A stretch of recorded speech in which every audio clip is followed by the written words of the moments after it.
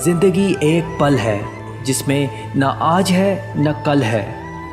जी लो इसको इस तरह कि जो भी आपसे मिले वो यही कहे, बस यही उनकी ज़िंदगी का सबसे हसीन पल है। मुश्किल इस दुनिया में कुछ भी नहीं, फिर भी लोग अपने इरादे तोड़ देते हैं।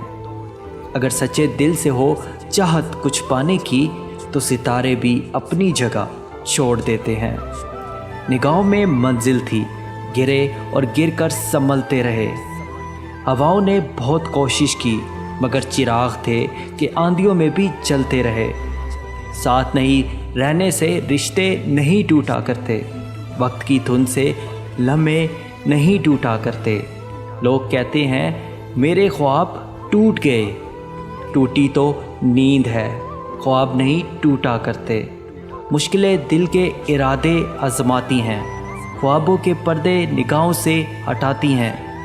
हौसला मत हार गिरकर ओ मुसाफिर, ठोकरें इंसान को चलना सिखाती हैं। जब टूटने लगे हौसले तो बस ये याद रखना, बिना मेहनत के हासिल तख्तो ताज नहीं होते।